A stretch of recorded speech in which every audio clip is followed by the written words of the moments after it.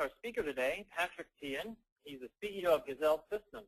He's also the creator of the Rhythm software and author of Execute Without Drama. Patrick speaks around the world and was recently chosen to present at the YPO Global Showcase. He and his team of rhythm coaches help fast-growth companies connect their strategy to execution. Patrick has done a great deal of work helping companies use metrics and KPIs to track their strategy weekly and make critical adjustments faster than their competitors. He's excited to share what he has learned with you here today. Patrick, it's great to be here with you today. Hey, Ryan, thank you. It's great to be here as well. And for everyone who just joined the webcast, thank you for being here. Let's get started. So, are you able to see when you need to make critical adjustments? So let's just start with this question. Why are some companies able to drive their strategy faster than the competition, right? And that's because those are actually able to forecast better, see further and faster enough to make great adjustments at the critical times when needed. So they don't need to make critical adjustments all the time, only at the right times. So this is why I said that, this is why I say that the most important KPIs are actually the ones that tie to your business need, your business problem. So my goal today is to help you think about and start focusing on one or two KPIs, the most important ones. By the way, we took the poll, and I believe 70% of you on the call today have less than 10 PIs tracked at executive team level. That's great, because some of our clients have too many, and when you have too many, you get blinded, so you can't really handle too many. So less than 10 is totally awesome. And today, I'd like you to even focus in even tighter on maybe the one or two most important ones. Now, we have been very fortunate to work with great growth companies, and we have learned a lot from them.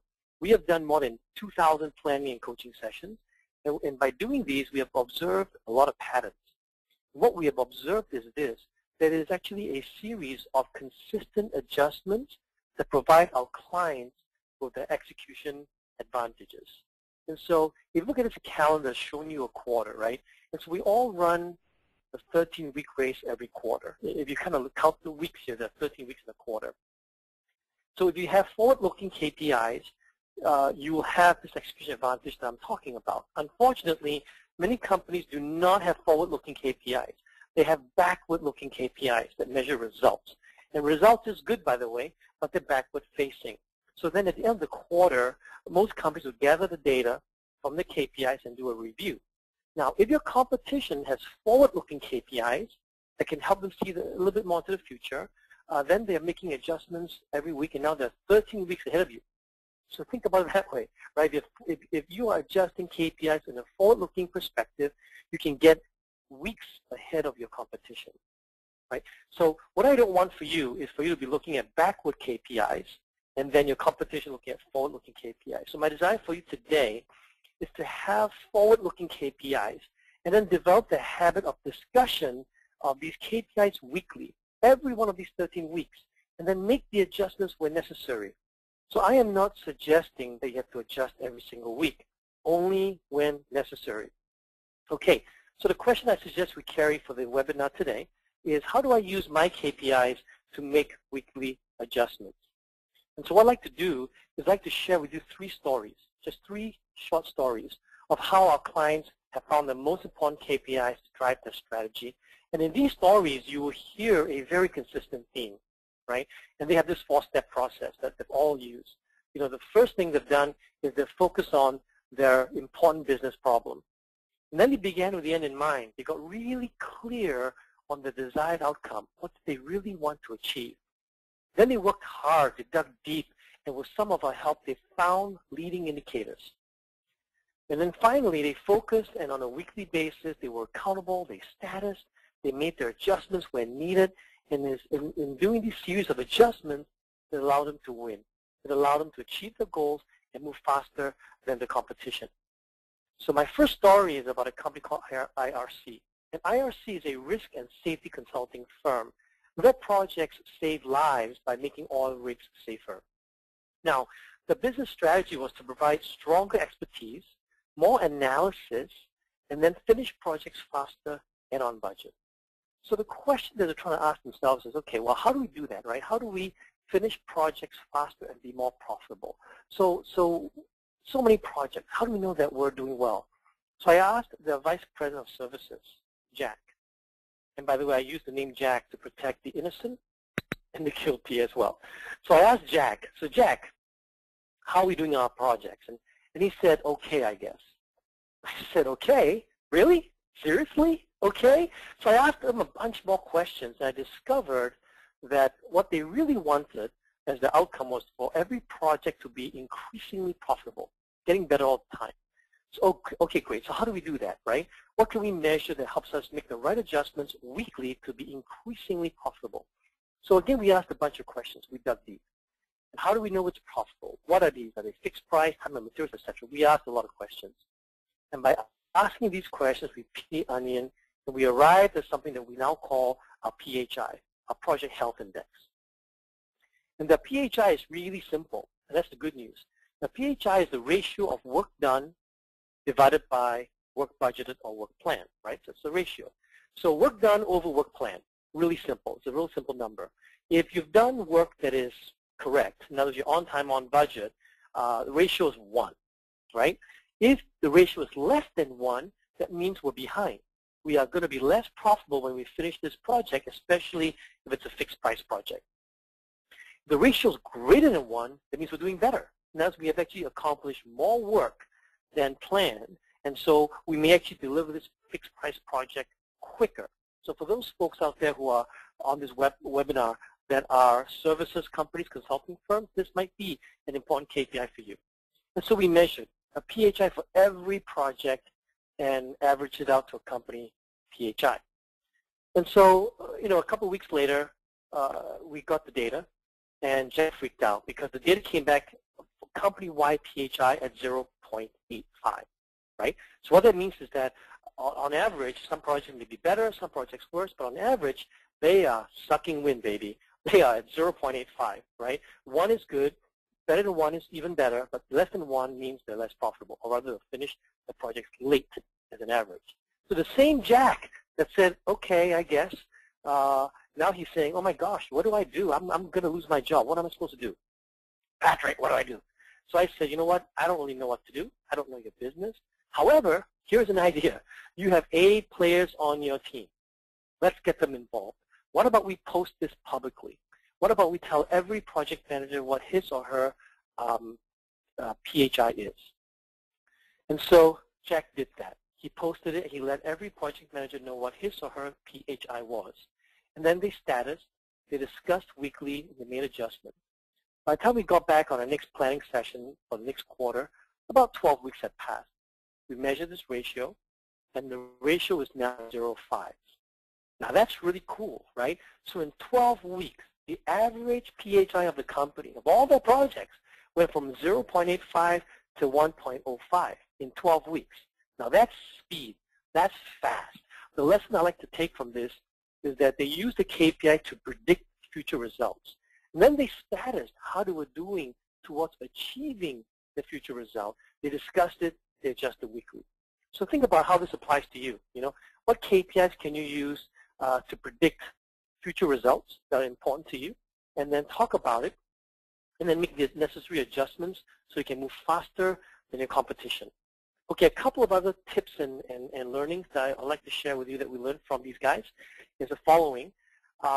Discussions are critical. Discussions are critical. What I've found is that when you have challenges, it takes people to meet, discuss, debate, and agree and discover solutions. So discussions are critical. Take the time in your weekly meetings to have discussions on these challenges. And then you don't want to boil the ocean. At some point, you better take action. So you need to take action, and you should measure your actions. Did you take an action or no, or do all the ocean, right? So actions are very important. Try and use what and how to questions versus what I call the negative why questions. In other words, don't berate the poor guy. Don't hammer the poor guy or gal, right? Don't just go, why is this happening? Don't do the forensic negative stuff. But focus on the how and the what and how to get there. And then finally, spread the word, right? Spread the work, I mean. So Jack did not solve the problem himself. He spread the work out to every one of his project managers, and each of the project managers solved the problem himself. So I also have 3 simple tests for you, by the way, to check that test your KPI. Is it something that I want to move? I don't believe in measuring everything that moves, by the way. I only believe in measuring what you actually want to move because I want you to take action on it. If you're measuring something that you have no desire or capacity to take action on, all you're going to do is worry and burn emotional energy. You may as well just not measure it. So measure stuff that you want, okay? And then is your indicator, is your KPI, key performance indicator, by the way, is your key performance indicator a leading indicator? Or is it a results indicator? Try and get it to be a leading one. And finally, do you have success criteria? So more on these later. So take a look at your KPI tool. Like, take a look at your KPI tool, and what I like to do is I like to kind of walk you through this and kind of decompose, or rather open up kind of what IRC did, right? So let's kind of walk you through this. So first, we want to begin with the end in mind. Don't do KPIs just to measure what move, like I shared with you, stuff that you want to move.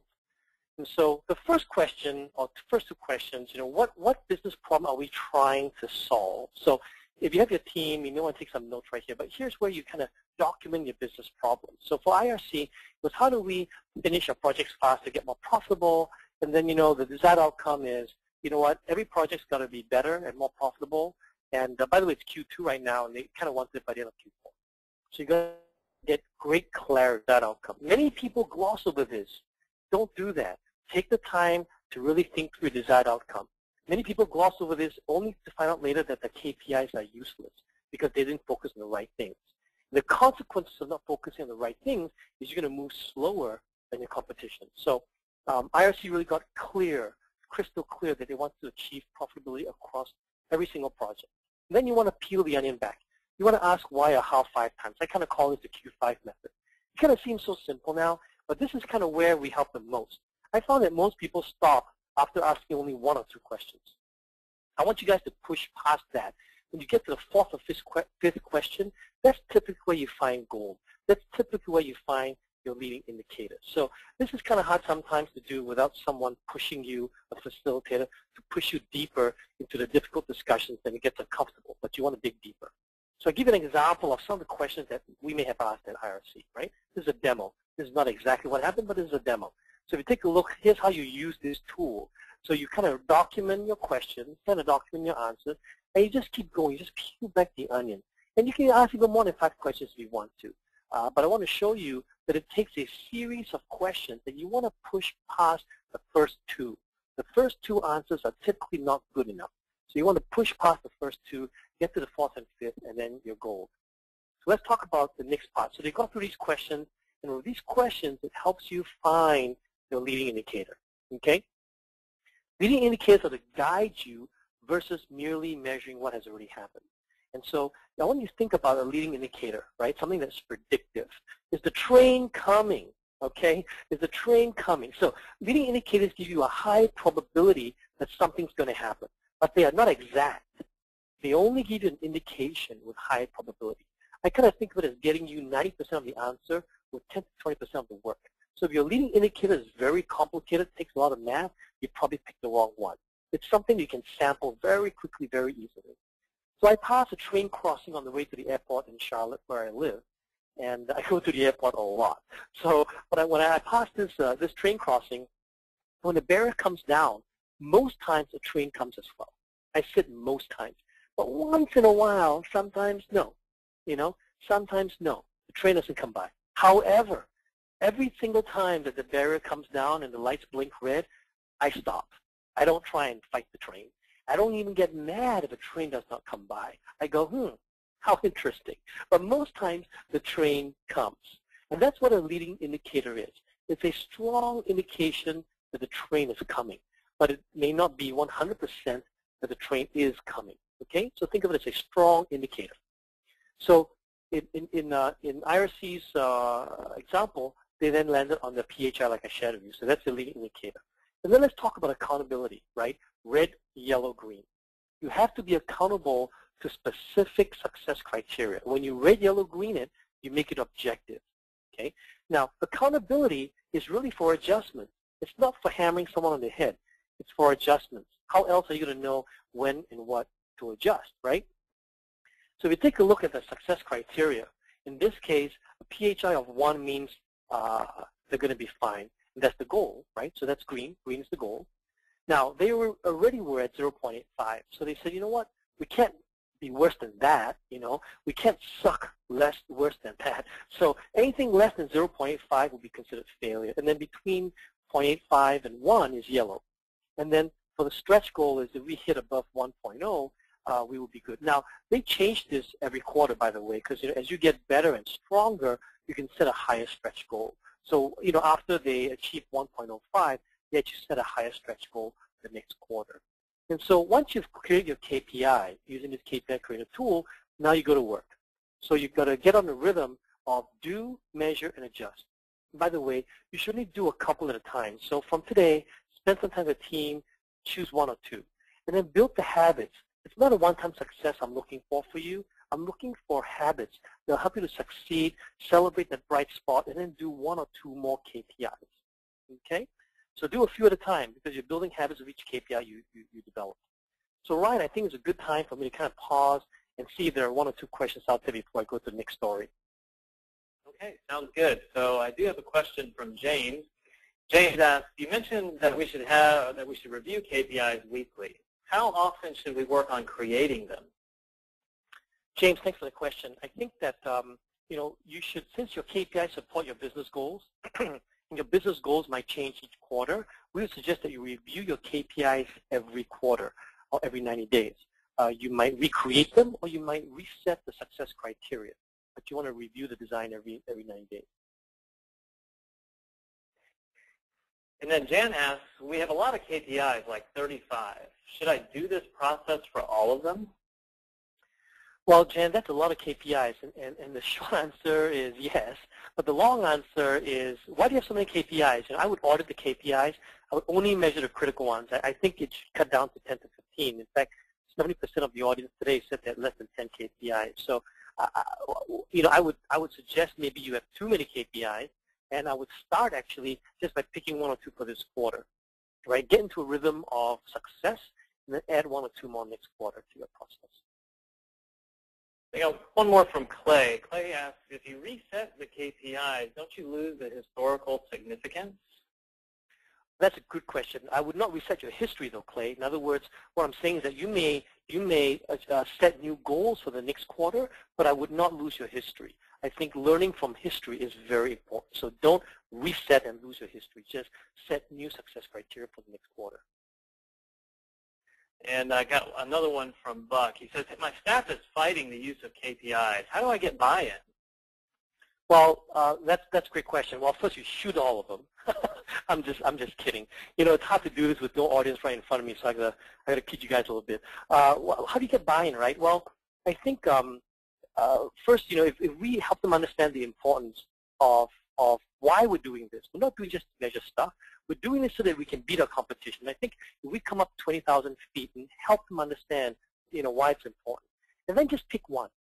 Just pick one and ask them to choose one so that they can actually make some progress. Choose something that they want to do, and then when they can actually, at the end of the quarter, I'll ask them, hey, what benefits do we get that you get actually from measuring this particular KPI? And hopefully they have a benefit, which then becomes a bright spot in the story that you can tell and get some momentum going. And I do have one that's been repeated, and then we'll move on to the next. Okay. Next yeah, I was going to say we got to get going. Yeah, this one's been repeated though. Company KPIs or KPIs, should they be at a company-wide level, or should they be in different departments? I'm sorry, have their own KPIs. That's a great question, and the answer is yes and yes. So you should have a set of few, less than 10, of company-wide KPIs. I call these executive team KPIs, ones that they measure. And then I do think that every department or every team has a couple of KPIs that they really, really care about. Let me give you one very quick example. The sales team might measure their funnel and therefore have KPIs that measure stages of the funnel. However, when they report a KPI up to the executive team, it should just be one number. So what you can see is the executive team will have their set, and then your department or your team will have your set. And then they need to be aligned. Okay, Ryan, shall I move on? Yes, let's go. Let's move on and collect the questions. I'll have some a Q&A section at the end as well. So let me tell you about my second story. The second story is about ImageFIRST, And they are the leader in the healthcare market for linen and laundry. They service health system providers, and they service clients from 9 different locations in the U.S. Now, they're a personal client of mine that I've had for a while, and I'm really proud of them. We can all learn from them how to use the KPIs in a very disciplined manner to go from good to great. In fact, when I just finished reading Jim Collins' Great by Choice, I kind of told the CEO, Jeff, that it basically described him. So they are a great company, or a good company becoming a great company. So the CEO, Jeff, would say that they have a rather simple and sexy business. He always tells me, Patrick, we don't do software and fun stuff like that. We just do laundry. That's all we do. Simple. Yet, even though they're simple, they're able to get long-term contracts with their clients and have a phenomenal retention program. The clients just don't leave them. So the question that was asked was, how do we get customers to renew our long-term contracts? That's what they really cared about. And what they wanted was they wanted to increase the probability, their outcome they wanted was to increase the probability of clients renewing so they could sign these long-term contracts. So how do we know? How do we know? So they started using, we introduced the Net Promoter, the NPS program to them, the Net Promoter Score program to them. And this is from Fred Reichelt's book. You can check it out, The Ultimate Question. So NPS for short. So NPS shows us how satisfied a customer is, and in fact, how much of an advocate they're going to be. Are going to be an advocate or going to be a detractor for you? And so it therefore tells us, some probability of what they will renew. So anyway, the NPS is used by many top companies, including guys like Apple, Harley-Davidson, to it. So I like the NPS. And you can benchmark yourself against these world-class companies. So Harley-Davidson is the best, by the way. They have about 81% Net Promoter Score, and customers also who tattoo their logos on their bodies. Apple is in low 70s, but I haven't seen any tattoos on bodies yet. So, okay, most people stop right here. They kind of do the NPS score, and they kind of stop right here. But in many ways, while the NPS is a good metric, it's really not a leading indicator. It's a result indicator. It shows you that you've already served the client well and that they are advocates. All right, they're advocates. And yes, they'll have a high probability of renewing if they're advocates. However, what's the real leading indicator? Well, the real leading indicator is really the activities. It's not the NPS score, but rather what you do that drives the NPS score. So ImageFIRST worked really hard and developed key activities. They asked a bunch of questions. They actually have 14 different key activities. There are various locations you can choose from, and each location chooses about 5 or 6 to do based on their needs. And then they dashboard these activities, and they have a composite KPI to monitor whether they're getting the activities done. This is their leading indicator. In other words, if they don't do these activities, you should not expect a good NPS score. So they do, they measure, and they adjust, and it's awesome. Then weekly, they discuss and they adjust. They continue to fine-tune their process week after week. And then every quarter, they review and they adjust in a major way. So they started with a baseline 3 years ago. This is a path of progress, guys. It's not an event. It's a process. They started with a baseline NPS score 3 years ago. Then they had the discipline to do these activities, and they measure NPS every quarter. They update their activities every quarter as well, based on what's working, what's not working. So over time, these adjustments have allowed them to come up with a list of the best practice activities. They are learning every single week, and they're learning every single quarter. They made adjustments, if and necessary, every week when an activity was not delivering results. So let me tell you what happened. Remember I shared with you they can benchmark yourself, and do you recall what I said about Harley-Davidson's number? Harley-Davidson's number is 81% with tattoos, of course, right? Well, over the last 3 years, ImageFIRST's NPS has grown to 69% company-wide. That's really high. That's really good. Typically, anything over 60% is pretty good. However, for 3 of the 9 locations, the NPS scores were between 82 and 89%. That's amazing. What that means, guys, is that for 3 of these locations, they actually did better than Harley-Davidson. So I congratulated Jeff that they were able to beat Harley-Davidson in 3 locations as far as NPS was concerned. Wow. But then I told him that he still has a ways to go because I don't see any of his clients tattooing his logo on their bodies yet. So he still has a ways to go. Can always get better. This is the book, by the way, I mentioned earlier. the Ultimate Question 2.0. He actually has 2 books. The first one was the Ultimate Question, and then this updated one came out, I think it was late last year, Ultimate Question 2.0. It's about whether or not your customers are promoters or detractors. So if you want to learn more about NPS, go get this book. So a couple of learning tips from ImageFIRST, right? They focused on the #1 business problem, and they were relentless. They were relentless, and that's why I shared with Jeff that Great by Choice just reminded me of him when I read that book. And the discipline to do, to measure, and to adjust. And they also consider their resources before they start a project. Some companies I see will start projects and stop them because they don't have enough resources. At ImageFIRST, they consider all the resources before they start a project. There is no start and stop at ImageFIRST. There's only start, gain momentum, and succeed. So I kind of pity you if you're the competitor. So what about you? Where can you apply discipline, right? Where can you do this, do measure, adjusting, and get consistently good and even increasingly even better results? So real quick, I'll show you briefly what the KPI creator tool would look like if I did this on ImageFIRST, right? And you can see the questions that we asked. You know, first, they need to be happy. How do we know they are happy? I don't know. Let's ask them, right? We could survey them. Okay, well, what should we ask? Well, how about the Net Promoter Score by Fred Reichelt? Okay, so the Net Promoter Score tells us they're happy. But does it drive the happiness? No. Only measures, right? So how do we drive up the happiness? That's when we discuss the whole activity thing. And then how do we measure what we're doing so they decide to dashboard them? And so the leading indicator here that they chose was the number of leading activities done per month, or rather I should say per week, I'm sorry. So the success criteria here is every week they want at least 1 activity done. If it's 2 activities done, that's super green. And if it's 0 activities, that's not good, right? So that's basically how you do that. And by the way, for Rhythm clients, we have a number of Rhythm customers here today. And so you're already working with your Rhythm coaches, and some of this is probably a refresher for you. That's okay, though. Refreshers are good.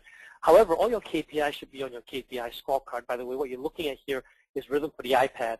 I love this thing because, first of all, I'm an Apple freak, for those of you guys who don't know me.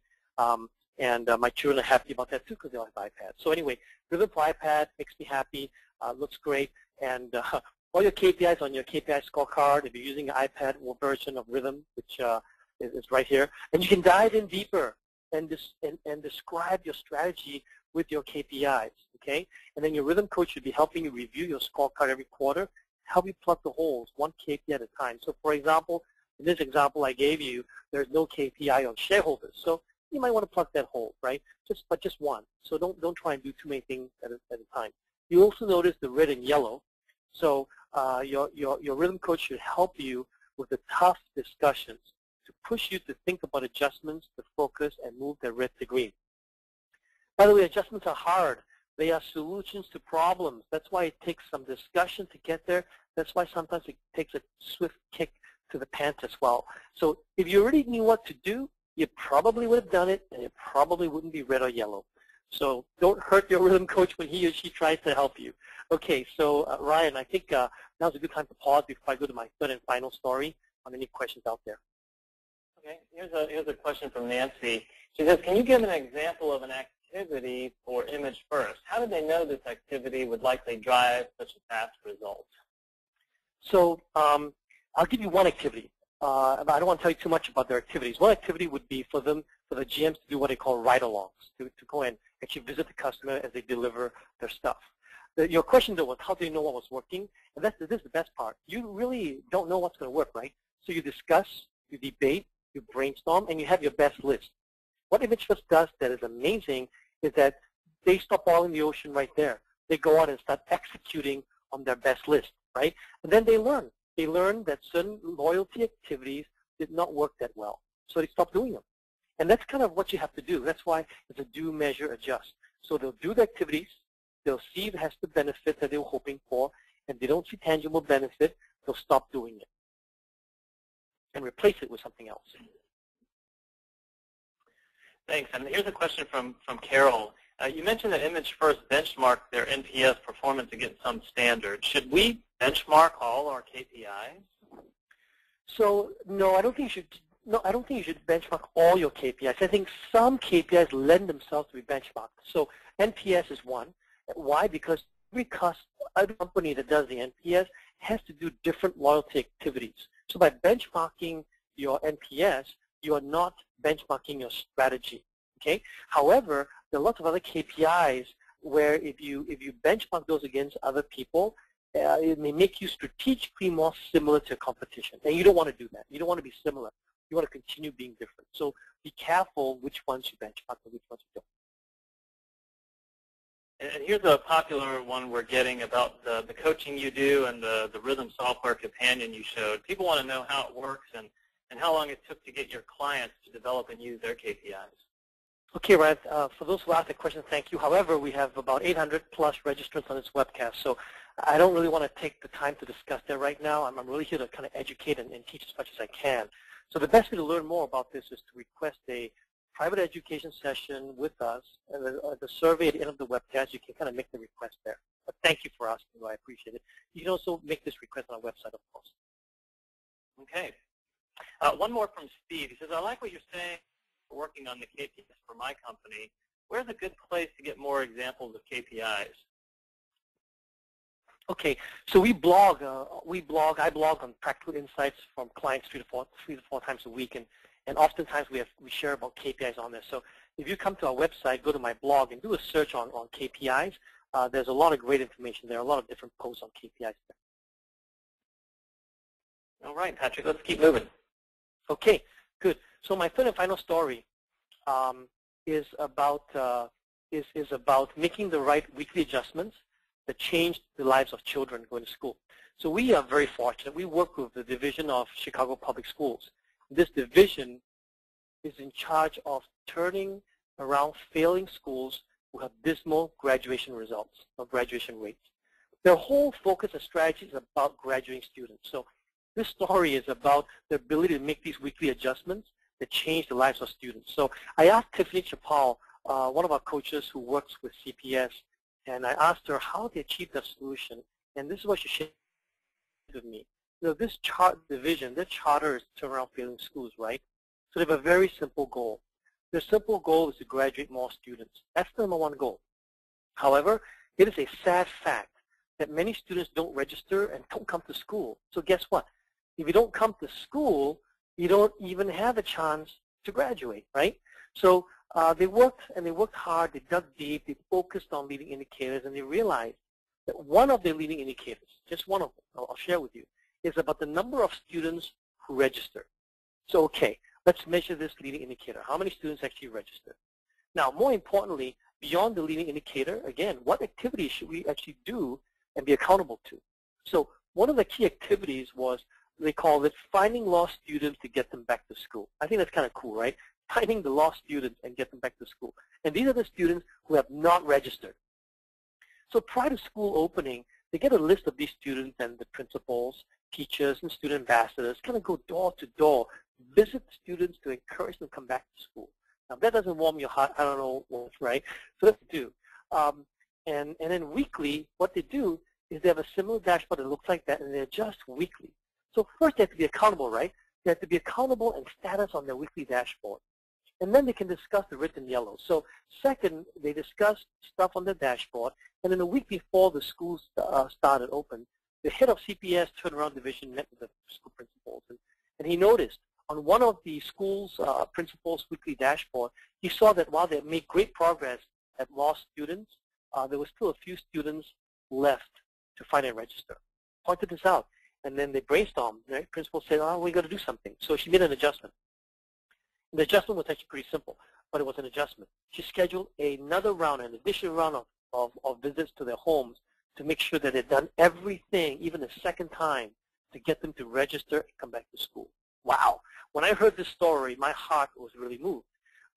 And by the way, because they did this, right, and because they looked at this weekly indicator and were accountable to it, they were able to adjust one more round of door-to-doors. And so because of that, there are a few more kids in school in Chicago with a shot of success because of these wonderful people who were accountable and took action, you know. So the lesson I learned from CPS was they use the rhythm of being accountable to these leading indicators, making adjustments to get more lost students back. So what else can you do, right? Think about on your side, what weekly adjustments can you do with your indicators to get stronger, even stronger results for yourself. So A couple of quick summary learning and tips that we noticed from them. First is every quarter, Tiffany helps them look at the business goals and dig for leading indicators. And that's different, right? That quarter, for example, was before school started, so it was all about getting students to register. Well, next quarter, it could be about something else. It's not always about getting students to register. And so every quarter, you need to begin with the end in mind. What business problem are you actually going to solve that will move your strategy quicker? And then pick a leading indicator. And then you want to have this rhythm of accountability, this review and design every quarter, and do measure and adjust every week. And therefore, they're successful because they have a rhythm of being accountable to these indicators. Again, every quarter they design and review the design of the indicators, and every week they do measure and adjust. Okay, so that's those are the 3 stories that I wanted to share with you today. And before I'll take some questions too before we go. But I would love for you to do me a favor and please wait for the survey. Survey will pop up after the webcast ends. And I hope that you found the tool and insights I provided today helpful. We have a survey that if you fill out will give me great feedback for me to improve our webcast for you. So every week, by the way, I blog about these things that we've shared about clients and learned from our clients. So you can come, like I said, to the blog and look for more information on KPI. So if you want to, feel free to join the blog. Deb can sign you up if you email her if it's easier for you. And then thank you for those who asked about our rhythm coaching program. Use the survey to let us know you want an education session on that. So Ryan, any other questions? Yeah, we've got a couple of questions here. One is Juan's asking, we have many layers in our organization and want to get everyone on the same page. Do you suggest we use the same KPIs for the executive team as well as our departments? And how do we best deal with that? Well, I wouldn't use the same KPIs for every department in a company. I would suggest that the KPIs align though. So in other words, they don't have to be the same, but they have to be aligned. I think the executive team should have a set of KPIs, and then every department should have KPIs for themselves. So for example, if you have a KPI for quality, you might have an overall quality KPI at the company level. Yet at the different business units, quality might be dependent on something else, right? What the different processes are, what products they're making, and they may not be the same across all different units. But then they should have a quality KPI. It kind of rolls up to report quality at the company level. Okay, and I'm getting a lot of questions about how to get the KPI Creator tool. I'm going to send that again via the chat. You can check that. There'll be a link to our website where you can get the KPI Creator tool. I have a question from David. David asks, how many KPIs should a company typically measure? So that's a very tough question. I think it depends on the size of a company. It depends on the complexity of your business. But I do believe, though, that somewhere south of 15, even better south of 10 at the executive level is great. Because when it comes to KPIs, less is more. And you may want to clear out your KPIs also. I mean, sometimes we create a KPI to solve a particular business problem that we no longer have, and the KPI lingers there. So you may clear out the KPI also. I think at the end of the day, you can only focus on a few. So to me, less than 10 is a great number. Okay, thanks, Patrick. And that's all the time we have for questions today. So this concludes our webcast for today. Please, again, help us by taking a minute to give us some feedback on the webcast after it completes. You'll see a screen pop up with the survey after you close the webcast. This webcast was recorded, and you'll receive a link to the recording as soon as it is available. Thanks so much, Patrick, and thanks to all of you for joining us. Hey, Ryan, thank you, and thank you, everybody, for attending. Have a great day. Thank you. Thanks a lot. Have a wonderful day. Bye-bye.